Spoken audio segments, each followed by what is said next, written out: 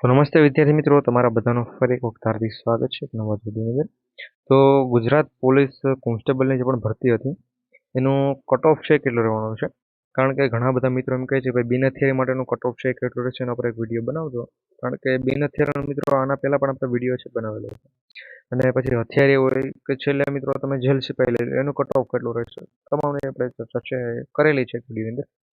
અહીંયા પણ છે આપણે વાત કરીશું કે બિન હથિયારી માટેનો કટ ઓફ કેટલો, મહિલા અને પુરુષ બંનેનો કટ ઓફ કેટલો, સેફ ઝોનનો સ્કોર કેટલો રહેશે, કેટલા માર્ક હોય ભાઈ એને કોઈ ચિંતા કરવાની જરૂર નથી, એનો વારો છે ફાઇનલ છે ને છે જ. પછી ઘણા એમ હોય કે ભાઈ કટ ઓફમાં વધારો થાય છે તો કેટલોક વધારો થશે. અહીંયા જનરલ કેટેગરીમાં 100ની ઉપર મારા માર્ક છે તો શું મારું બિન હથિયારીમાં સિલેક્શન થઈ જશે? હા, અમુક કેટેગરીનું 100ની નીચે છે તો પણ એનું સિલેક્શન થશે ને અમુક કેટેગરીને લગભગ 110ની ઉપર છે ને તો પણ સિલેક્શન નહીં થાય. પછી તમે એમ કહો કે ભાઈ 110ની ઉપર એટલે સિલેક્શન થઈ જાય, નહીં ભાઈ. તમને જે પણ છે ચોખ્ખું કહો છો. અત્યારે હું તમને કહું ભાઈ 100ની ઉપર હોય એટલે તમારું સિલેક્શન થઈ જ જાય, અને પછી ન થાય તો બિન હથિયારીની વાત કરું છું.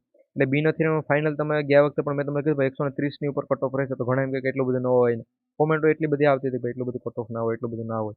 પરંતુ ફાઇનલ જે પણ કટ ઓફ અટકે છે એ જ હું તમને કહેતો હોઉં છું. અને આ તમને જે પણ કટ ઓફ છે એ સેફ ઝોનનો તમે સેફ સ્કોર પણ તમે માની શકો કે એટલા માર્ક હોય એટલે આપણું સિલેક્શન થઈ જ જશે.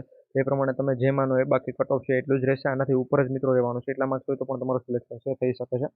તો તમામ માહિતીની ચર્ચા કરીએ પહેલાં ખાસ કરી, જો તમે આપણી જીપી ઓફિશિયલ એટલે કે Gujarat police official YouTube channel પર નવા હોય તો અત્યારે ચેનલ સબસ્ક્રાઈબ કરી બેલ નોટિફિકેશન ઓલ ઉપર સેટ કરી દીધું, જેથી કરી તમામ ડેટા અમે સૌથી પહેલાં તમારા સુધી પહોંચાડતા રહીએ. જનરલ કેટેગરી માટે ભાઈ, જનરલ કેટેગરીમાં જો પુરુષ ઉમેદવાર હોય છે તો ગયા વખતે પણ મેં તમને કટ ઓફ બનાવેલા એમાં કીધું હતું, એ વિડીયો ઘણા મિત્રો સુધી ન પહોંચેલો તેને જણાવી દઉં છું. જનરલ કેટેગરીના પુરુષ ઉમેદવાર હોય એટલે એને 135ની ઉપર છે માર્ક્સ હોવો જોઈએ. એટલે 135ની ઉપર છે એના માર્ક્સ થતા હોવા જોઈએ તો જ એનું સિલેક્શન છે થઈ શકે છે. 135 થી નીચે માર્ક હોય તો પછી મિત્રો એમ નહીં કહેવાનું કે ભાઈ અમારું સિલેક્શન થશે કે 135 ઉપર માર્ક્સ થતા હોવા જોઈએ. આ ફાઇનલ સિલેક્શનના કટ ઓફના માર્ક્સ તમને કહું છું. બાકી પહેલા તો અત્યારે ઘણા એમ કીધું ભાઈ 100 માર્ક હોય ને, અમુક યુટ્યુબ ચેનલ દ્વારા એવો વિડીયો પણ બનાવે ભાઈ 100 માર્ક હોય એટલે બિન હથિયારીમાં જનરલ કેટેગરીના પુરુષ ઉમેદવારનું સિલેક્શન થઈ જાય. એટલે ભાઈ 100 માર્ક હોય તો એસટી કેટેગરીના પુરુષોનું પણ બિન હથિયારીમાં સિલેક્શન નથી. હા ભાઈ, હથિયારી જેલ છે તો એમાં થઈ જશે, એમાં હું ના નથી પડતો. પરંતુ 135ની ઉપર હોય એટલે તમારો ચાન્સ છે એ પાક્કો જ છે ભાઈ, થઈ શકે છે પુરુષોનું જનરલ કેટેગરીના. પછી જનરલ કેટેગરીની જો મહિલા ઉમેદવાર હોય તો એને કેટલા માર્ક્સ હોય તો મહિલાઓને છે 115ની ઉપર છે માર્ક્સ હોવા જોઈએ. 115 ઉપર જો માર્ક્સ થતા હોય એટલે એનું છે સિલેક્શન થઈ જાય છે આપણે કેની અંદર તો કે બિન હથિયારીની અંદર. હથિયારીમાં મિત્રો આનાથી થોડુંક નીચું છે કટ ઓફ રહે, એનામાં જો એને 100 105ની ઉપર માર્ક હોય મહિલાઓને તો એનું સિલેક્શન છે થઈ જશે જનરલ કેટેગરીની. એના પછી વાત કરીએ ઓબીસી કેટેગરી. તો મિત્રો ઓબીસી કેટેગરીની અંદર જે પણ પુરુષ ઉમેદવારો છે તો પુરુષ ઉમેદવારોને છે એ માર્ક્સ હોવા જોઈએ ટોટલ આપણે 130ની ઉપર માર્ક્સ છે થતા હોય છે. તમે કોઈ પણ જે પણ એકેડેમીના તમે વિડીયો જોતા હોય કે ભાઈ તમે કોન્સ્ટેબલની જે પણ ભરતી હતી એના માટે અપ્લાય કરેલું ત્યારે તમે જે પણ એકેડેમીના વિડીયો જોતા હોય એના પણ કટ ઓફનું જોઈ લેવાનું. એણે પણ મિત્રો આ પ્રમાણે જ કીધેલું છે, કારણ કે ગયા વખતે પણ છે મિત્રો એટલું જ કટ ઓફ જોઈએ. આનાથી વધારે માર્ક્સ હોય તો તમારું સિલેક્શન થઈ જાય છે. ઓબીસીમાં જો પુરુષ ઉમેદવાર હોય તો એને 130ની ઉપર છે માર્ક્સ થતા હોવા જોઈએ. અને મહિલા ઉમેદવાર હોય તો મહિલાઓના મિત્રો છે એ 106ની ઉપર એટલે 105 106ની ઉપર છે માર્ક્સ થતા હોય છે. એટલે 106ની ઉપર માર્ક્સ થતા હોય મહિલાઓને, એટલે એનું સિલેક્શન ઓબીસી કેટેગરીની મહિલાઓનું બિન હથિયારીની અંદર છે સિલેક્શન થઈ શકે.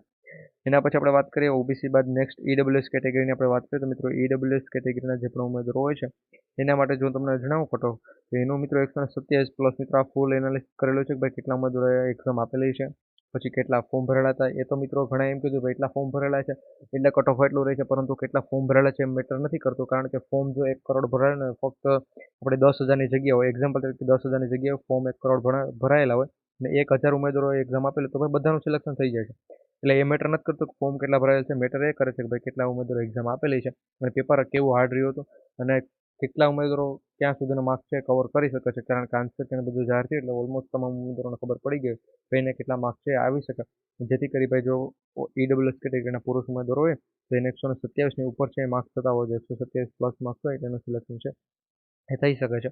બાકી જો મહિલા ઉમેદવાર હોય તો એને ફક્ત અને ફક્ત 100ની ઉપર માર્ક્સ હોવા જોઈએ. 100ની ઉપર માર્ક્સ હોય તો એનું સિલેક્શન પણ થઈ શકે છે.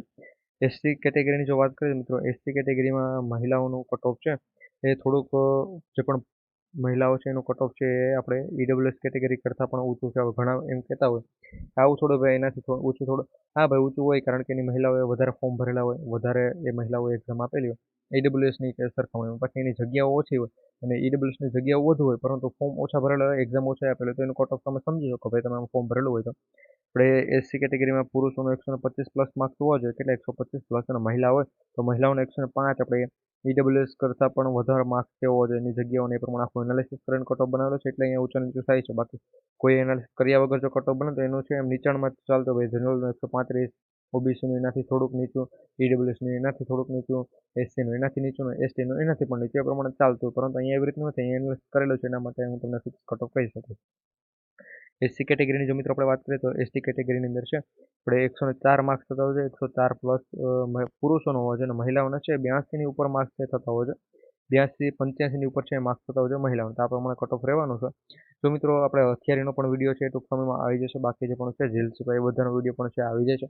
તેના માટે અત્યારે જ આપણે આ ચેનલ સબસ્ક્રાઈબ કરી બેલ નોટિફિકેશન ઓલ ઉપર સેટ કરી દીધો, કે જેથી કરી આવી તમામ અપડેટ છે અમે સૌથી પહેલાં તમારા સુધી પહોંચાડતા. અને મિત્રો જો બીજું તમારા માટે કોઈ પણ ભરતી આવે છે 12 પાસ ઉપર અથવા કોઈ પણ, અને જેને પણ નેવીમાં ફોર્મ ભરવું તેના માટે મિત્રો હાલ અત્યારે ભરતી શરૂ છે. 18 વર્ષની ઉંમર હોવી જોઈએ, 12 પાસ ને એ પ્રમાણે હોવું જોઈએ, પરંતુ એને લગ્ન ન કરેલા હોય છે. આ પ્રમાણે